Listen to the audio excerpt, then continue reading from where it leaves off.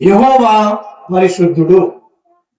ఈ 99వ కీర్తనలో ఈరోజు మనము మాట్లాడుతున్నటువంటి మాట యెహోవా పరిశుద్ధుడు. ఆయన పరిశుద్ధుడు కాబట్టి, ఆయన పరిశుద్ధుడు అని మనము తెలుసుకున్నాము కాబట్టి మనము ఈరోజు ఈ స్థలంలో ఇక్కడ కూర్చొని నిలబడి ఉన్నాం. ఆయన పరిశుద్ధుడు కాకపోతే, ఆయన లోకానుసారుడైతే, ఆయన అద్భుత కార్యములు చేయని వాడైతే మనం ఇక్కడ ఈరోజు ఉండేవారము కాదు. ఆయన పరిశుద్ధుడని తెలుసు, అద్భుత కార్యములు చేయగలడని తెలుసు, ఆయన నీతి న్యాయములను అనుసరించి నడుచుకోవడానికి మనము ఇక్కడికి వచ్చాం. ఈరోజు మనము పరిశుద్ధుడైనటువంటి దేవుణ్ణి ఆరాధించడానికి వచ్చాం. సంఘానికి పెట్టుకున్న పేరుని ఆరాధించడానికి కాదు, సంఘములోనికి వచ్చే మనుషులను ఆరాధించడానికి కాదు, సంఘానికి బోధించే సేవకుని ఆరాధించడానికి కాదు, మనము పరిశుద్ధుడైనటువంటి యెహోవాను ఆరాధించడానికి ఆయన సన్నిధికి వచ్చాం. వారు యెహోవాకు మొరపెట్టిరి. మనము పరిశుద్ధుడైనటువంటి దేవుని సన్నిధిలోనికి వచ్చి ఏం చేయాలయ్యా అంటే, ఆ మొర దేవుడు వినాలి అని ఆశపడు. ఎంతో కాలం నుండి భార్య ఒక చీర కొనిపెట్టయ్యా అని అడుగుతూ ఉంటారు. భర్త వినట్లేదు అనుకోండి, ఏమంటారు? ఎంత మొరపెట్టినా ఈ మొరటోడు వినట్లేదు అంటారు, లేదా ఈ మూర్ఖుడికి అర్థం కావట్లేదు అంటారు. అవును కదా? మనం అడిగినటువంటి చీరో, మనం అడిగినటువంటి వస్తువు, మనము అడిగినటువంటి ఏదైనా కానీ భర్త అయిన వాడు గాని, కుమారుడైన వాడు గాని ఎవరైనా కొనలేదేమో అంటే, ఎంతకాలం అడిగినా కొనట్లేదు అంటే ఏమంటాము? నా మొర వీడు దేంతో మొరపెట్టుకున్నట్టుగా అంటారు?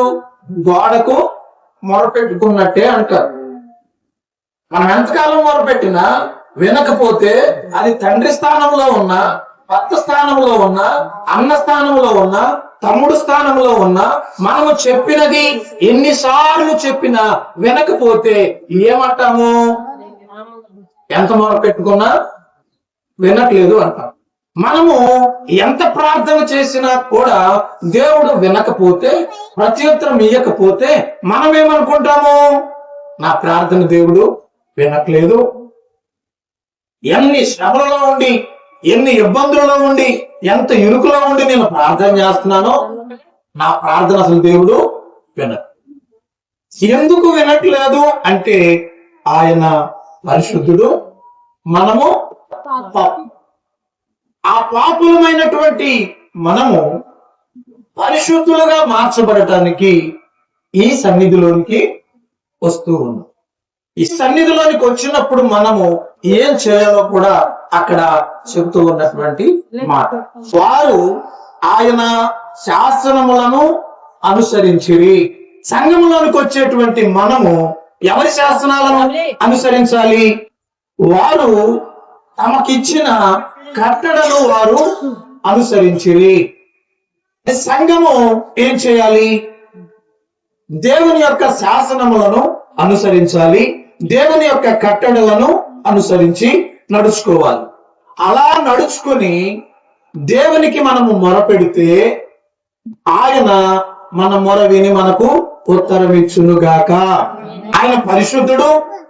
ఆయన సన్నిధిలోకి వచ్చినటువంటి మనము యెహోవాకి మొరపెడుతూ ఉన్నాం, సమాధానము రావట్లేదు అంటే మనము ఆయన శాసనములను కట్టడలను అనుసరించి నడుచుకోవడం లేదు అని అర్థం.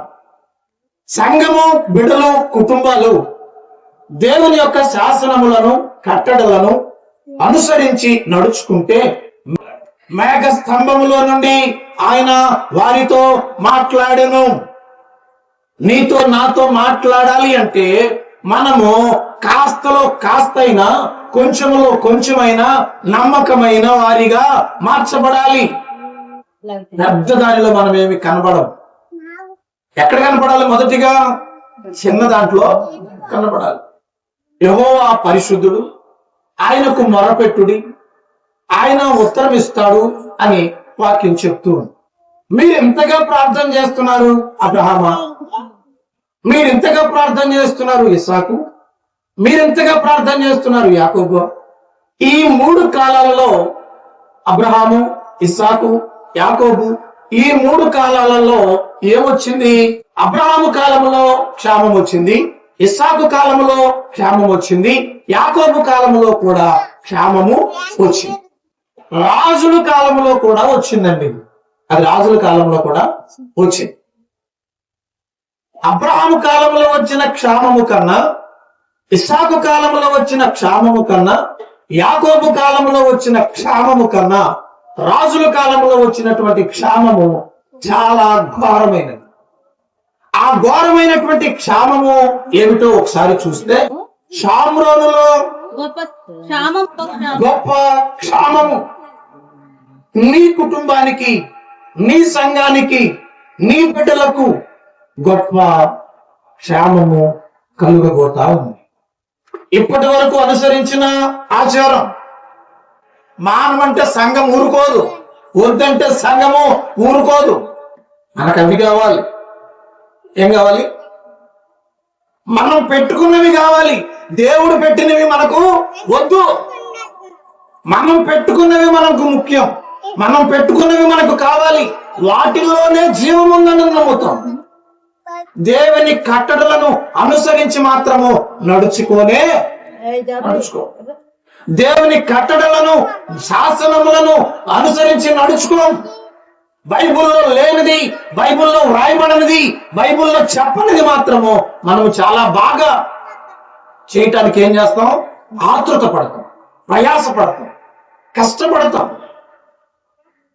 సరే చేద్దాం, మంచిదే, ఓకే, ఏదైనా ప్రార్థనే చేద్దాం. కానీ వాటిని చేసే కన్నా మొదటిగా మన దేవుడు పరిశుద్ధుడు. మనము పరిశుద్ధులుగా మార్చబడటానికి ప్రయత్నము చేద్దాం. అర్థమైందా? అది మన హృదయాలలో మొదటిగా పెట్టుకోవాల్సింది. మనము మారాలి. మన కంటిలో ఏముంటదంట? మన కంటిలో చెప్పాలి గట్టిగా. మన కంటిలో నలుసి, చిన్న నలుసు పడితే ఒక కన్ను ఏడుస్తుందా, 2 కళ్ళు ఏడుస్తాయా? ఆ కంటితో నేను మాట్లాడను, ఆ కంటికి నాకు సంబంధం లేదు అంటదా ఇంకో కన్ను. ఈ కంటి కంటే ముందుగా ఈ కంటిలో నుంచి నీళ్లు. 2 చెవులు మనకి. ఈ చెవుతోనే వింటాం, ఈ చెవు నేను వినను అంటదా? హృదయం ఒక్కటే, కానీ ప్రతిదానికి స్పందిస్తా ఉంటుంది. ప్రతిదానికి స్పందిస్తా ఉంటుంది. ఆ స్పందన పరిశుద్ధతలో కావాలి. ఆ స్పందన పరిశుద్ధతలో రావాలి. ఆ స్పందన మన దేవునికి మొరపెట్టేదిగా ఉండాలి. మన దేవుడు పరిశుద్ధుడు కదా, ఆయన శాసనములను, కట్టడలను అనుసరించి నడవాలి కదా. అప్పుడు మొరపెడితే దేవుడు మనకు ఉత్తరం ఇస్తాడు అని చెప్తుంది. ఎక్కడ నుండి? మేఘ స్తంభములో నుండి ఉత్తరం ఇస్తాడని చెప్తుంది. ఇప్పుడు మనము మొరపెడుతున్నాం. ఏమని మొరపెడుతున్నామంటే మన అవసరాలు. మనం మొరపెట్టే దేనికి చెప్పండి? మొదటి ప్రాధాన్యత పరిశుద్ధతకి ఇవ్వట్లేదు, మన అవసరాలకు ఇస్తున్నాం. మొదటి ప్రాధాన్యత మన పరిస్థితులకు ఇస్తున్నాం. ఎందుకు క్షామము, ఎందుకు శోధన, ఎందుకు వేదన, ఎందుకు రోదన కలుగుతుందంటే మొదటిగా నీవు పరిశుద్ధతకు, పరిశుద్ధుడైన దేవునికి ఏమి ఇవ్వాలట? మన హృదయాన్ని ఇవ్వాలి. మన ప్రార్థనలో మొదటిగా నా కుటుంబం, నా బిడ్డలు, నా పరిస్థితులు, నా స్థితిగతులు, వాటికే ప్రాధాన్యత. అయ్యా నువ్వు పరిశుద్ధుడవు, నీకు మొరపెడితే నీవు నా ప్రార్థన విని నాకు ఉత్తరం ఇస్తావు అని బైబిల్లో ఎన్నో విషయాలు రాయబడ్డాయి. ఎన్నో ఏళ్లగా నేను ప్రార్థనలో ఉన్నాను, ఎన్నో ఏళ్లగా నేను బలలో ఉన్నాను, ఎన్నో ఏళ్లగా నేను వాక్యం వింటున్నాను. కానీ నీకు ఉన్న పరిశుద్ధత నాకు కొంచెమైనా ఉందా? నాకు కొంచెమైనా కలిగిందా? పరిశుద్ధత అంటే ఏంటి? నిన్ను నువ్వు కడుక్కోవటమే, నన్ను నేను కడుక్కోవటమే. పరిశుద్ధత అంటే ఎక్కడో కనబడని వస్తువు కాదు. పరిశుద్ధత అంటే మనల్ని మనము శుద్ధి చేసుకోవడం, మనల్ని మనము శుభ్రపరచుకోవడం. వేసుకున్న బట్టను సరుపు పెట్టి ఉతికి శుభ్రం చేస్తున్నావు. ఒక మరక ఉంటే ఆ మరక పోగొట్టుకోవడానికి ఎక్కడికి పరిగెడుతున్నావు? డ్రై క్లీనింగ్ కి పరిగెడుతున్నావు. నీ హృదయంలో ఉన్నటువంటి మరకలు, మన జీవితాలలో ఉన్నటువంటి మరకలు పోగొట్టుకోవడానికి ఎక్కడికి పరిగెట్టాలి? ఎక్కడికి పరిగెడుతున్నావు? అది జీవితానికి మంచిది కాదు. ఈ రాజుల కాలంలో గొప్ప క్షామము కలిగిందట. ఆ క్షామంలో ఏం జరిగిందో చూడండి. ఆ క్షామము ఎలా ఉందో చూడండి.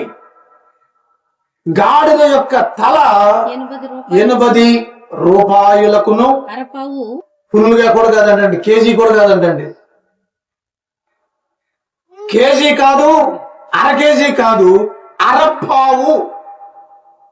పావు కేజీలో సగం. అదేంటి? విలువైనదా ఏమ్మా? అది విలువైనదా? మనము కోరదగినదా? నీ నామము జీవము గలదయ్యా. ఆయన నామము జీవము కలిగినది కదా, ఆయన నామము పరిశుద్ధమైనది కదా, మనము మొరపెడుతున్నాము కదా. సంఘ బిడ్డలారా, మీరు ఎవరి కంటిలో నలుసుని తీయడానికి ప్రయత్నము చేయొద్దు. మన కంటిలో ఉన్నటువంటి దూలాన్ని మొదటిగా మనము తీసుకుందాం. మన హృదయాలను మనము పరిశుద్ధపరుచుకుందాం, మనల్ని మనము శుద్ధి చేసుకుందాం. ఇక్కడ వాక్యం చెప్తా ఉంది, మన యొక్క క్షామము ఏ పరిస్థితుల్లో ఉందో, మన యొక్క ప్రార్థన ఏ పరిస్థితుల్లో ఉందో, మన అవసరాలు ఎలాంటి పరిస్థితుల్లో ఉన్నాయో ఇక్కడ వాక్యము చెప్తా ఉంది. గాడిద యొక్క తల 80 రూపాయలు బహిర్భూమిలో విడవబడినది. దాన్ని కూడా కొనడానికి క్షామం. ఎలాంటి క్షామం అది? సంఘం ఈ రోజుల్లో ఎంతటి క్షామంలో ఉందో ఎవరికి అర్థమవుతుంది? కుటుంబాలు ఈ రోజున ఎంత క్షామములో ఉన్నాయో ఎవరికి అర్థమవుతాయి? బిడ్డల జీవితాలు ఎంతటి క్షామములో ఉన్నాయో ఎవరికి అర్థమవుతాయి? మనము పెట్టే ప్రార్థనలు, మనము పెట్టే మొర మన కుటుంబానికే, మన బిడ్డల వరకే దేవుడు ఆలకిస్తాడా? మొదటిగా నువ్వు పరిశుద్ధతలోనికి రా, అనుసరించు, నడువు. ఎందుకు నెల మనం శోధనలో ప్రవేశిస్తున్నాం? వస్తాం, వింటాం, వెళ్ళిపోతాం, విడిచిపెట్టేస్తాం. లోకములో పెట్టుకున్నటువంటి వాటి కొరకు పాటుపడతాం, లోకములో ఉన్న వాటి కొరకు పరుగెడతాం, లోకములో ఉన్న వాటి కోసము ఏదైనా చేస్తాము. కానీ పరిశుద్ధులైనటువంటి దేవుని కొరకు ఎవరు ఏం చేస్తున్నారో ఒకసారి ఆలోచన చేయండి. ఇది నా కోసమో, సంఘ పేరు కోసమో చేసేది కాదు, పరిశుద్ధుడైనటువంటి దేవుని కొరకు చేసేది. ఈ రోజు దేవుని వాక్యము గొప్ప క్షామము, నీ కుటుంబము, నా కుటుంబము గొప్ప క్షామములో పడబోతా ఉంది, గొప్ప దుఃఖములో పడబోతా ఉంది, గొప్ప శోధనలో పడబోతా ఉంది. దాని నుండి తప్పించుకోవాలంటే పరిశుద్ధుడైనటువంటి దేవుని దగ్గరకు నువ్వు రావాలి, నీ హృదయాన్ని పరిశుద్ధతలోనికి నడిపించుకోవాలి. ఊరికనే ఎందుకు వస్తాయి శోధనలు? ఊరికనే ఎందుకు వస్తాయి వేదనలు? ఊరికనే ఎందుకు వస్తాయి అవమానాలు, నిందలు? మనము అపవాదికి అవకాశం ఇస్తేనే అది దాడి చేయడానికి వస్తుంది. యేసు ప్రభువుని పడేయడానికే ప్రయత్నం చేసింది కదా, నిన్ను నన్ను పడేదిగా పడేస్తుంది. ఈ గొప్ప క్షామము అదొక్కటేనా? సంగమా, ఎక్కడున్నారు మీరు? కఠినపరచబడిన హృదయము మారకపోతే, మార్చుకోకపోతే ఎందుకు? ఏ ఒక్క హృదయము కరగకపోతే ఏం చూపించాలని, ఏం చూపిద్దామని? ఆ రాజు కాలంలో ఘోరమైనటువంటి క్షామం ఉందండి. నేటి ఆహారమునకు, ఆహారానికి బిడ్డనివ్వటం ఏంటి? ఎవరైనా ఇస్తారా? ఆ ఉగ్రత నుండి, ఆ క్షామం నుండి తప్పించే నాదుడే ఉండడట. ఇప్పుడు ఏం చేస్తున్నామంటే నా కండలు ఎలా ఉన్నాయి, నేను జిమ్కి వెళ్తున్నాను, నేను యోగా చేస్తున్నాను, నేను మెడిటేషన్ చేస్తున్నాను అనే బలాన్ని చూపిస్తే, నా దగ్గర ఎంత ధనం ఉంది అనే ధనాన్ని చూపిస్తే, ఆ రోజు శ్రమ నుండి తప్పించే నాదుడు లేడు. ఆ క్షామంలోకి మనము వెళ్ళదు. ఈ పరిశుద్ధుడైనటువంటి దేవుని యొద్దకు మనము రావాలి. మనము పరిశుద్ధులముగా మార్చబడటానికి ప్రయత్నము చేయాలి. ఆయన శాసనములను, ఆయన కట్టడలను అనుసరించి నడవటానికి, మనలను మనము శుద్ధీకరించుకోవడానికి మనం ఏం చేయాలి? ఒక ప్రయత్నము చేయాలి. ఆ క్షామము కలుగుబోతూ ఉంది. సంగమా, ఈ విషయాన్ని మీరు గమనించాలి. మనము ఆ క్షామంలోనికి వెళ్ళకూడదంటే పరిశుద్ధుణ్ణి నమ్ముకో, పరిశుద్ధతలోనికి నడిపించబడటానికి ప్రయత్నము చేయి. ఇప్పుడు ఈ లోపు మనం ఏం చేస్తున్నామంటే మన గుణాన్ని చూపిస్తున్నాం, మన బలాన్ని చూపిస్తున్నాం, మన ధనాన్ని చూపిస్తున్నాం, మన తెలివితేటలను చూపిస్తున్నాం. ఏం చూపిస్తున్నాం? సంఘ పెద్దల దగ్గరికి వెళ్తే నీ నీతి న్యాయం పనికొస్తుందా? పంచాయతీ ప్రెసిడెంట్ గారి దగ్గరికి వెళ్తే మన నీతి న్యాయం పనిచేస్తుందా? మన నీతి న్యాయాలు, మన తెలివి ఎక్కడి వరకు అంటే మన ఇంటి 4 గోడల వరకు, మన ఇంటి సరిహద్దుల వరకే. ఈ తెలివిని ఎక్కడ చూపిస్తున్నాం మనం? దేవుని దగ్గర చూపిస్తున్నాం. ఈ బలాన్ని ఎక్కడ చూపిస్తున్నాం? ఈ సౌందర్యాన్ని ఎక్కడ చూపిస్తున్నామంటే దేవుని సన్నిధి. దేవుడు మనకంటే సౌందర్యవంతుడు, దేవుడు మనకంటే బలవంతుడు, దేవుడు మనకంటే గుణవంతుడు, దేవుడు మనకంటే పరిశుద్ధుడు.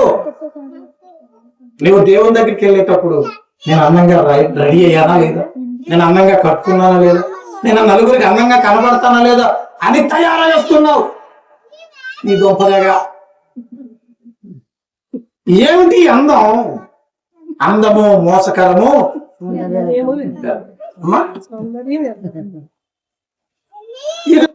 వాక్యము వినే నువ్వు నేను ఎందుకు? నేను జిమ్కి వెళ్తున్నా, ఎక్కడికి? నేను యోగా చేస్తున్నా, మొట్ట కనపడకుండా సన్నపడాలని ఏ మందులు కనపడితే ఆ మందులు వాడుతున్నా.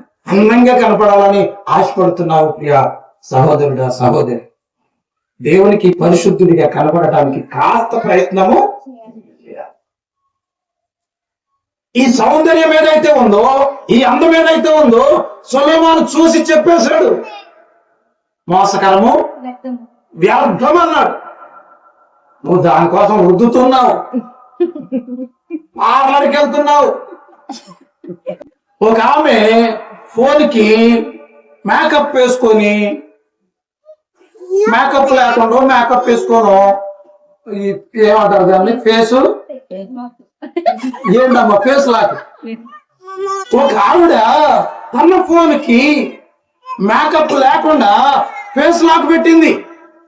ఈమె అందానికి విలువిచ్చి, టైం ఇచ్చి, ధనము వెచ్చించి పార్లర్కి వెళ్ళి అందంగా కనపడాలని తయారొచ్చి ఫోన్ ముఖం ముందు పెట్టుకుంటే ఫోన్ ఏమవట్లేదు. నీ ఫోనే నీ మాట. దేవుడు ఇంకెక్కడ వింటాడు నీ మాట? కొంచెం లావుగా కనపడితే ఫీల్ అయిపోతావు, కొంచెం సన్నగా కనపడితే ఫీల్ అయిపోతావు. సన్నగా కనపడితే ఏమంటారు? ఏమన్నా తినట్లేదా అంటారు. లావుగా కనపడితే ఏమంటారు? మొత్తం ఇదే తింటుంది అంటారు. లోకంలో ఎలా ఉంటుందంటే లావుగా ఉన్నోడు బలవంతుడని, సన్నగా ఉన్నోడు బలహీనుడు అని అనుకుంటారు. కానీ ఎంత విషయంలో ఎంత సన్నగా ఉంటే దుడ్డుగా కనపడాలి, నెయ్యేసి ఉప్పేసి పెట్టాలి. ఏమ్మా పిల్లోడికి ఏం పెట్టట్లేదా, అంత సన్నగా ఉన్నాడే అంటారు. మీ అమ్మ అసలు అన్నం పెట్టట్లేదా, అంత సన్నగా ఉన్నావే అంటారు. లోకం ఏం చూస్తుంది? ఆకారాన్ని చూస్తుంది. ఈ లోకము చూసే ఆకారంలో నువ్వు పడిపోతే అపవాదికి అవకాశం ఇచ్చినట్టే. నీ ఫోన్ నీ మాట వినట్లేదు, జస్ట్ మేకప్ వేసుకుంటేనే దేవుడు ఎలా వింటాడు? ఇక్కడ ఈ అమ్మ అంది, అమ్మ ఈ రోజు నీ బిడ్డను వండుకొని తిందాము, రేపొద్దున నేను నా బిడ్డను ఇస్తాను అంటే ఆ అమ్మ ఏం చేసిందంటే ఆ రోజు ఆ బిడ్డను ఇచ్చేసింది. అది ఆ మాట ఉంది అక్కడ. అని చెప్పినప్పుడు మేము నా బిడ్డను వంట చేసుకొని తింటిమే. ఎంత గొప్ప క్షేమం అండి. ఇవాళ గ్యాస్ దొరుకుతుందా? 50 రూపాయలు పెరిగిందా తగ్గిందా? మరి ఈ భక్తి ఎంత పెరిగింది? కరెంట్ బిల్లు పెరుగుతా ఉందా తగ్గుతా ఉందా?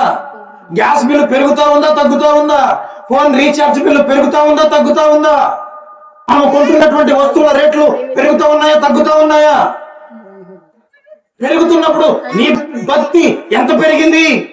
అన్ని పెరుగుతున్నాయి, భక్తి మాత్రం పెరగట్లేదు. అన్ని పెరుగుతూ ఉన్నాయి, అన్నిట్లో పెరుగుతూ ఉన్నాం, భక్తిలో మాత్రము పెరగటమే రావట్లేదు, నడుచుకోవడం రావట్లేదు, అనుసరించడం రావట్లేదు. లోకంలో ఉన్న వాటిని బాగా తెచ్చుకుంటున్నావు, కొనుక్కుంటున్నావు, వాటికి ఎంత ప్రాధాన్యత ఇస్తున్నావో పరిశుద్ధుడైనటువంటి దేవునికి ప్రాధాన్యత లేదు నీ జీవితంలో. మన జీవితంలో ఎలాంటి గొప్ప క్షేమము అంటే తన యొక్క బిడ్డను తనే వండుకొని తినేటువంటి గొప్ప క్షేమము. ఆ తెలివిగా ఏం చేసిందట? ఇద్దరు ఒక మాట అనుకున్నారు. మరుసటి రోజు ఏం చేసిందట? అంతటి క్షేమం. నువ్వు మర్చిపోతున్నావు, మనము మర్చిపోతున్నాం. ఆయన పరిశుద్ధుడు, పరిశుద్ధుడే. కాపాడేవాడు ఆయనే. నేను కాపాడేవాడు కునుకడు, ఆయనేమో కునుకడు నిద్రపోడు.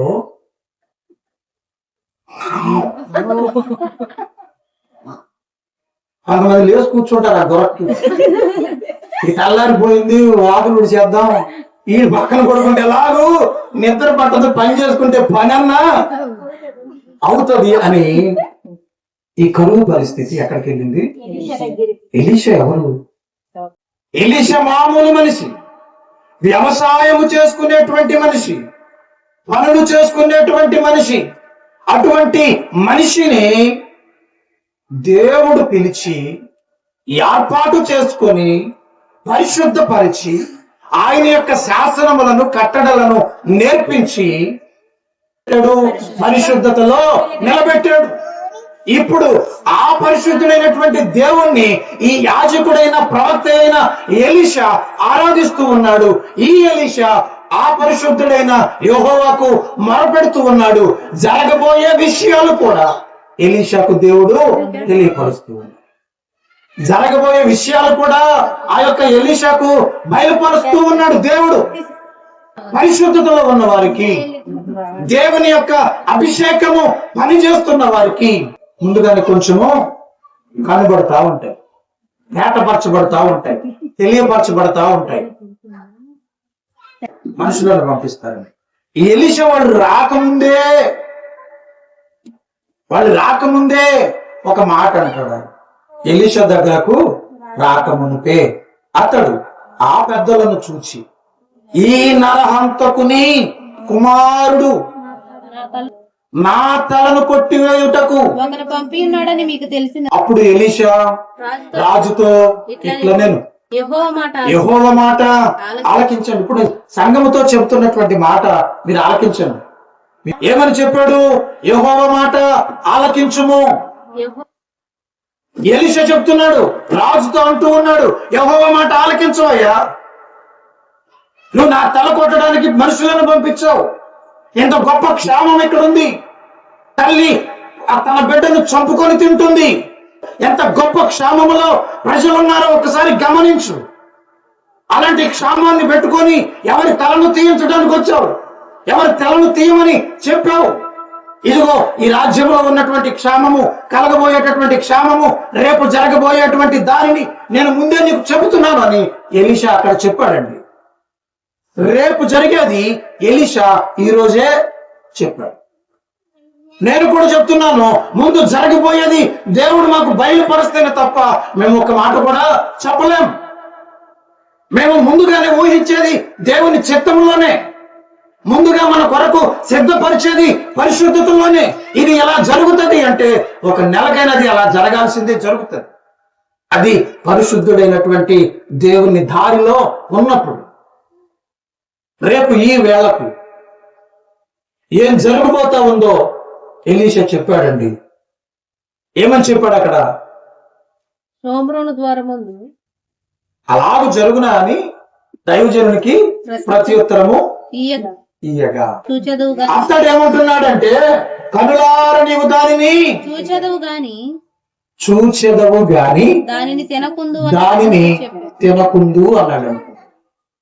సన్నిధిలోకి వచ్చేది దేవుని వాక్యాన్ని ఆహారముగా భుజించడానికి, పరిశుద్ధతను సంతరించుకోవడానికి, పరిశుద్ధతను ధరించుకోవడానికి. సన్నిధిలోకి వచ్చి ఆ ఆహారాన్ని తినకపోతే బలం ఎక్కడి నుండి వస్తుంది? శక్తి ఎక్కడి నుండి వస్తుంది? ప్రార్థన శక్తి, ప్రార్థన బలము, పరిశుద్ధత ఎలా వస్తుంది? ఈ రోజున జరిగే ఆరాధనలు, పాటలు, వాయిద్యాలు దేవునికి ఇష్టమైనవి అని, దేవుని ఏర్పాటులోనివి అని, దేవునికి నచ్చినవి అని చేస్తున్నటువంటి వాటిని ఈ ఆమోసు గ్రంథములో పిచ్చి పాటలుగా, పిచ్చి డాన్సులుగా ప్రభు అయిన యెహోవా సెలవిచ్చినదేమనగా, మందిరంలో వారు పాటలు ఆ దినమున ప్రలాపములగును. అని మీ పాటలు పాడుతుంటే ఏమవుతాయి అంట అవి? ప్రలాపం అంటే నవ్వటమా? అందరూ ఒకసారి నవ్వండి. రెడీ 1. అందరూ ఒకసారి గట్టిగా నవ్వండి. దేవుడిని స్తుతించినట్టే అవుతుందా? సరే, అందరూ ఒకసారి గట్టిగా ఏడవండి. వస్తుందా? కాదు. ఏ టైంలో ఏది రావాలో అదే వచ్చు. శ్రమ కాలంలో శ్రమే వచ్చుద్ది, సంతోష కాలంలో సంతోషమే వచ్చుద్ది, ఆనంద కాలంలో ఆనందమే అనుభవిస్తాం, ప్రేమ కాలంలో ప్రేమను అనుభవిస్తాం. ఆ ప్రేమ చేదైన రోజు ద్వేషము కలుగుతుంది మనుషుల మీద. అప్పటి వరకు చెప్పిన మాటలు ద్వేషంగా మారిపోతాయి. అప్పటి వరకు చూపిన ప్రేమ ద్వేషంగా, కోపంగా మారిపోద్ది. మనుషులు చూపే ప్రేమ అలాంటిది. ఆ ప్రేమను నీవు నమ్ముకుంటే, పరిశుద్ధుడైనటువంటి దేవుణ్ణి విడిచిపెడితే, ఇలాంటి శ్రమలోకి మనము, ఇలాంటి క్షామంలోకి మనం పోతాం. లోకంలో అలకరించాడని, ప్రేమిస్తానన్నాడని, పెళ్లి చేసుకుంటానన్నాడని, తోడుగా ఉంటానన్నాడని నువ్వు వాడికి సర్వాన్ని ఇచ్చేస్తున్నావు. వాడు మాట మారిస్తే ఏమైపోతుంది? అప్పటి వరకు ఉన్న ప్రేమ, అప్పటి వరకు ఉన్న బంధం, బంధుత్వం ఏమైపోతుంది? శత్రుత్వంగా మారిపోతుంది. ఇక పచ్చగడ్డేస్తే పాపం చేసింది ఎవరు? నువ్వు, నేను. దానిని సరి చేసుకోవాల్సింది ఎక్కడ? పరిశుద్ధ స్థలంలో. ఎవరికి మొరపెట్టి? పరిశుద్ధుడైనటువంటి దేవుడికి మొరపెట్టి. ఎలా మొరపెట్టి? ఆయన శాసనములను, కట్టడలను అనుసరించి. అది మానేసి మనిషిని తిడితే నీ పాపము పోదు, నీ ప్రేమ నిలబడదు. మొదటి ప్రేమ ఏమైంది? చల్లారిపోయింది. మొదటిలో అంత బాగా ఉన్నావు, మాట ఇచ్చినప్పుడు ఎంత బాగున్నావు, టైం ఇచ్చినప్పుడు ఎంత బాగున్నావు, అవకాశం ఇచ్చినప్పుడు ఎంత బాగున్నావు, అవసరం వచ్చినప్పుడు నువ్వేం చేసావు? ముఖము చాటేశావు. నీ దేవుడు అలాంటి వాడు కాదు. దేవుడు చేయి విడిచిపెట్టేవాడు కాదు. అలాంటి దేవుడు నీకుండగా నువ్వు వేరే వారిని ఎందుకు నీ జీవితంలోకి ఆహ్వానిస్తున్నావు? పరిశుద్ధులైనటువంటి దేవుణ్ణి ఆహ్వానించు. పరిశుద్ధులైనటువంటి దేవుణ్ణి ఆహ్వానించు. చెల్లి, నీ అందం శాశ్వతం కాదు. సహోదరుడా, నీ అందం శాశ్వతం కాదు. సొలొమోనుకి ఎంతమంది భార్యలు ఉన్నారు? శాశ్వతం అన్నాడా? ఒక్క భార్య బాగుందని చెప్పాడా సొలొమోను? దేవుని పని విడిచిపెట్టి, దేవుని పని మీద శ్రద్ధ చేయకుండా సొలొమోను ఎంతటి జ్ఞానవంతుడండి, ఎంతటి మందిరాన్ని కట్టాడండి. అలాంటి సొలొమోను ఇలాంటి పాపంలో పడిపోయి రోజుకి ఒకళ్ళంటూ అనేక మందిని భార్యలను చేసుకొని ఏ ఒక్క భార్య అయినా బాగుందన్నాడా? మీరు ఎన్నారు ఎప్పుడన్నా? ఉంటే నాకు వచ్చేవారని చెప్పండి. మరి ఏ పాటిది మన అందం? అది సొలొమోను గారి ప్రసంగిలో అంతా నేను చూశాను, అంతా వ్యర్థం. ఈ కూర్చంత అందాన్ని చూసుకోండి. మిడిచి పడతాం. రోడ్డు మీద వెళ్తుంటే గజ్జులు, దెయ్యం వచ్చేటప్పుడు కూడా మాగండి అవి సన్నిధిలోకి పెట్టుకొస్తారు. అంటే మీరు కాదమ్మోయ్, సన్నిధిలోకి వచ్చేటప్పుడు పరిశుద్ధంగా అవ్వాలి, పరిశుద్ధంగా ఉండటానికి ప్రయత్నము చేయాలి. చుట్టూ పాడైపోద్దాయి గారు, తల మీద వేసుకుంటే తీసిన నక్కు నాగేశ్వర గారు నక్కు. మీ ఊర్లో నాగేశ్వర గారు కాదు, సినిమా యాక్టర్ నాగేశ్వర, ఆయన లేడు. మీరు ఆయన కంప్లైంట్ చేసుకున్నా పర్వాలేదు. ఎక్కడికి వెళ్ళి చేస్తారు? అక్కడ నేను నాగేశ్వర గారికి కంప్లైంట్ చేయాలంటే ఎక్కడికి వెళ్ళి చేయాలా? మీరు వెళ్తారా? నాకు పాడైపోద్దండి తల. ఏంటి పారాషూట్ పెట్టి, నవరత్నం పెట్టి, ఇన్ని పెట్టి జుట్టు చెరిగిపోకుండా సన్నిధిలోకి వస్తుంది. రాగానే అక్కడ ఉండగానే మనం వెళ్ళేది ఎక్కడికి, ఎలా వెళ్ళాలి? జాగ్రత్త కలిగి, భయము కలిగి వెళ్ళాలి, మంచి ప్రవర్తనతో వెళ్ళాలి. నువ్వు దేవుని సన్నిధిలో ఉన్నప్పుడు ఎలా ఉంటున్నావు? మొత్తాన్ని కప్పుకో. కప్పుకోనంటే నువ్వే అవమానపరచబడు, నువ్వే నిందల పాలవుతావు. సన్నిధిలోకి వచ్చినప్పుడు పిన్నిస్ పెట్టుకోండి, తప్పండి. ఎవరికి కనపడాలి? ఇక్కడ దేవునికే కనపడాలి. నిన్ను ఎవరు చూడాలి? ఇక్కడ దేవుడే చూడాలి. ఆ దేవుడు పరిశుద్ధుడు. మళ్ళీ కొంతమంది అంటారు, నేను ముసలిదానిలే, నన్నెవరు?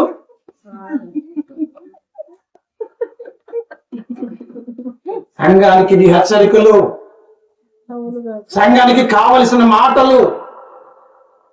నువ్వు ఇంటి దగ్గర తిరుగు, మారాలనుకుంటే మారు, తిరగాలనుకుంటే తిరుగు. సన్నిధిలోకి వచ్చి కూడా అలా తిరగొద్దు. అది నీకొక్కదానికి కాదు, అందరికీ. సంఘానికే చెడ్డ పేరు. ఆ చెడ్డ పేరు తెచ్చేవాడుగా ఉండొద్దని చెప్పే మాట. నువ్వు పట్టుకొని వస్తే విలువ కాదమ్మా, నీ పట్టుకొని వస్తే విలువ కాదు. దీని ప్రకారంగా నడిస్తే వచ్చేదే విలువ. ఇది ఎక్కడ పెట్టుకున్నారాదు, ఇది ఎక్కడ పెట్టుకున్నారాదు. ఇది ఎక్కడ పెట్టుకోవాలంట? మన హృదయంలో, మైండ్ లో పెట్టుకోవాలట. నువ్వు ఎక్కడ పెట్టుకున్నా పరిశుద్ధత రాదు. ఏంటి మనం ఇష్టం వచ్చినట్టు చేసుకుంటా ఉంటే అది ఎలా? మన ఇష్టం వచ్చినట్టు చేస్తా ఉంటే అది ఎలా? మీరు ఏడ్చి నా గుండె బద్దలు చేసేదరేలా? ఒక్కళ్ళు ఏడిస్తే నేను తట్టుకోలేను, చూడలేను.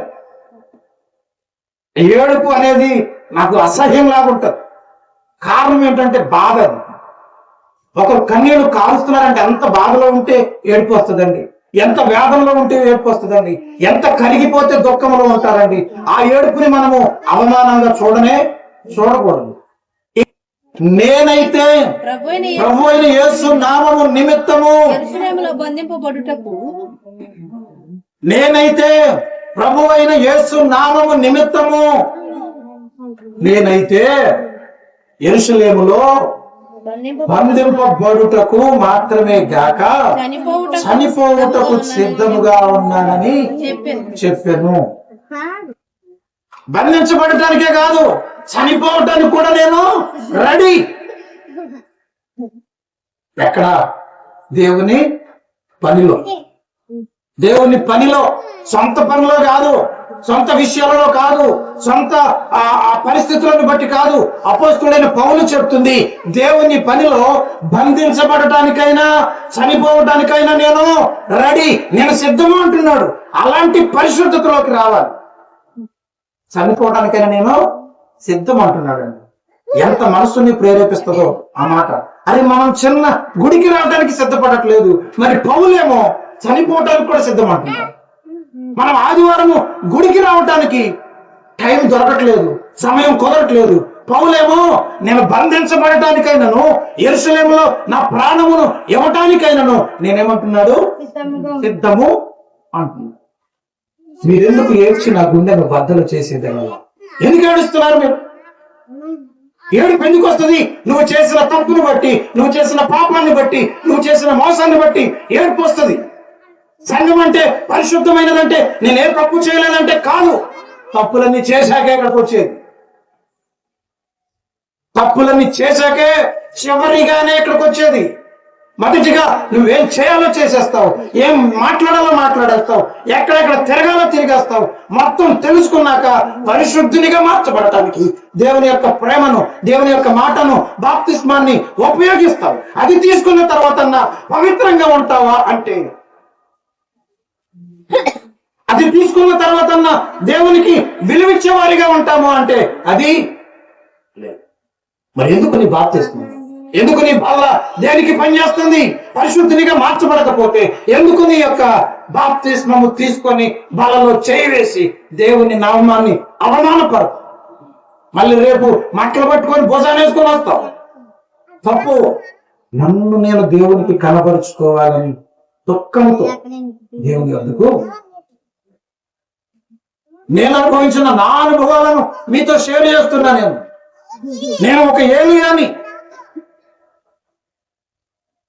అవి స్వస్థతలు ఆరోపించారు. పోషింపబడుతున్న విషయాన్ని, పోషింపబడుతున్నటువంటి విషయాన్ని, ఒక ఎలీషాని పనులు ఎలా వదిలిపెట్టుకొని వచ్చాడు. ఒక పౌలుని బంధించబడటానికైనా చావటానికైనా సరే సిద్ధం. ఆ సిద్ధపాటు సంఘానికి రావాలి, కలగాలి. ఆ సిద్ధపాటులోకి సంఘము రావాలన్న. నువ్వు ముసలిదానివైనా ముసలోడవైనా సరే ఎంతకాలం సాకులు చెప్తావు? సాకులు ఎంతవరకు? అబద్ధాలు ఎంతవరకు? మోసాలు ఎంతవరకు? ఎవరినో మోసం చేస్తున్నావు అనుకుంటున్నావు, కానీ నీ జీవితాన్ని నువ్వే ఎవరినో మోసం చేస్తున్నాను అనుకుంటున్నావు. నిన్ను నువ్వే పాతాళానికి తొక్కేసుకుంటున్నావు. నువ్వు ఎవరిని మోసం చేయక్కర్లేదు. నిజాయితీగా, యథార్థంగా, నీతిగా బ్రతుకుతే ఆ నీతే నిన్ను పరలోకానికి నడిపిస్తుంది. పరలోకానికి వెళ్ళడానికి బాప్తిస్మంతో పనుందనుకుంటున్నారు. బాప్తిస్మం తీసుకొని యథార్థంగా నడిస్తేనే వెళ్తావు, నీతిగా నడిస్తేనే వెళ్తావు, దేవునికి ఇష్టమైన భక్తిని చేస్తేనే వెళ్తావు. లేకపోతే బాప్తిస్మము తీసుకున్న వెళ్ళనే వెళ్ళు. బాప్తిస్మము తీసుకున్న బిడ్డలారా, తీసుకోవాలనుకుంటున్నటువంటి బిడ్డలారా, ఎన్నో వదులుకోవాలి, ఎన్నో నేర్చుకోవాలి, ఎన్నో అనుభవించాలి, ఎన్నో తెలుసుకోవాలి, వాటికి సిద్ధపడాలి. పట్టుకున్న దాన్ని విడిచిపెట్టడానికి లేదు, పట్టుకున్న దాన్ని వదిలిపెట్టడానికి లేదు, ఇచ్చిన మాట తీసుకోవడానికి లేదు. అది ఒక దేవునితో చేసే నిబంధన, అదొక ఆజ్ఞ. దేవుడు మనకిచ్చిన ఆజ్ఞ. దాన్ని పాడు చేస్తున్నారే మీ ఆశల కోసం, మన కోరికల కోసం. దానిని వ్యర్థపరుస్తున్నారే. లోకంలో ఆడు చూడాలని, ఈడు చూడాలని ఎంతెంత ప్రయాసపడుతున్నారు. అవి ఒట్టి మాట. పరిశుద్ధుడైనటువంటి దేవా, పరిశుద్ధుడా, ఈ రోజు నీవు నాతో మాట్లాడిన దానిని బట్టి నేనెంత పరిశుద్ధంగా ఉన్నానో, నా జీవితం ఎంత పరిశుద్ధంగా ఉందో, నేను సన్నిధిలోకి ఎందుకు వస్తున్నానో, సన్నిధిలోకి వచ్చి ఏం నేర్చుకుంటున్నానో, ఈ వాక్యము ద్వారా ఏం మార్చుకుంటున్నానో మిమ్మల్ని మీరే ప్రశ్నించుకోండి. అబద్ధం చెప్తున్నారా? మోసం చేస్తున్నారా?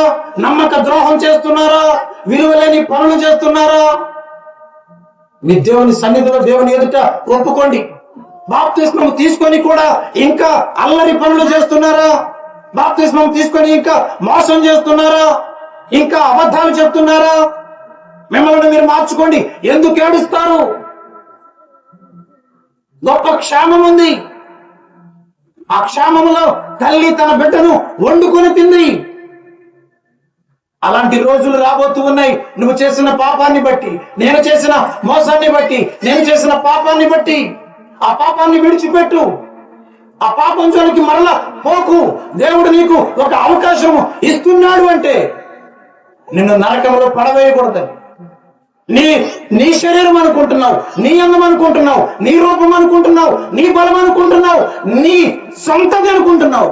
కాదు, దేవుడు తన పోలిక చొప్పున తన స్వరూపం అందు చేశాడు నిన్ను. నువ్వు నాశనం అయిపోవటం ఇష్టం లేదు, నువ్వు నరకంలోకి వెళ్ళటం ఇష్టం లేదు. మార్చుకో. ఎన్ని వాక్యాలు వింటే మారతావు. లోకస్తుల వలె, లోకంలో ఉన్న వారి వలె లోకులు చేసే పనులు చేస్తూ ఇంకా దేవుని నామాన్ని వ్యర్థపరుస్తూ ఉన్నావు. నీవు పాడవటమే కాకుండా సంఘానికి కూడా చెడ్డ పేరు తెస్తున్నావు. అవన్నీ మానుకోవాలి.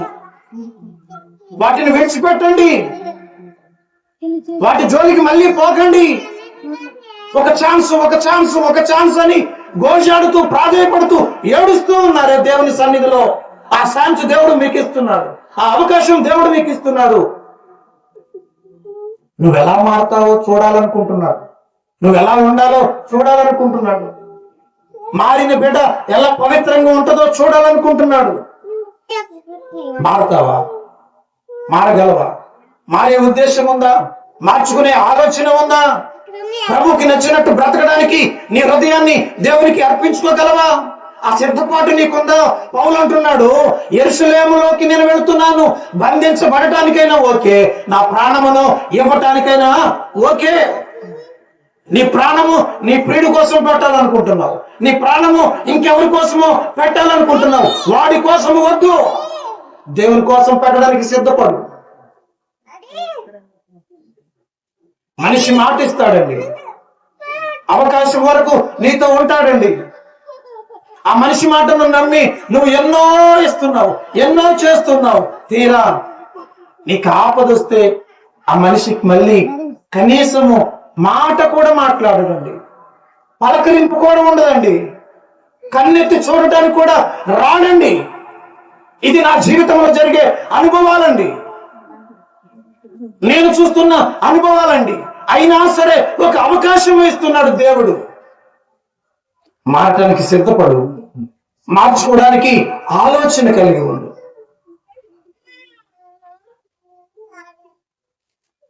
పాలు కారి దేహం అంటండి ఇది. ఆ దేహము పైన కొరడా దెబ్బలు ఎన్నో ఉన్నాయి. ఆ కొరడా దెబ్బలు మనం చేసిన పాపాలు, ఆ గాయాలు మనము చేసినటువంటి మోసాలు, ఆ భూమి వేయటం మనము చేసినటువంటి అవమానం, ఆ ముళ్ళ కిరీటం మనం చెప్పినటువంటి అబద్ధాలు, ఆ బల్లెపు పోటు మనము పొడిచిందే, ఆ చేదు చిరక మనం ఇచ్చిందే. చివరికి ఆయన ఒంటి మీద ఉన్నటువంటి అంగీని కూడా తీసేసావే, చీట్లు వేసావే, ముక్కలు ముక్కలుగా చింపి చీట్లు వేసి అవమానపరిచావు.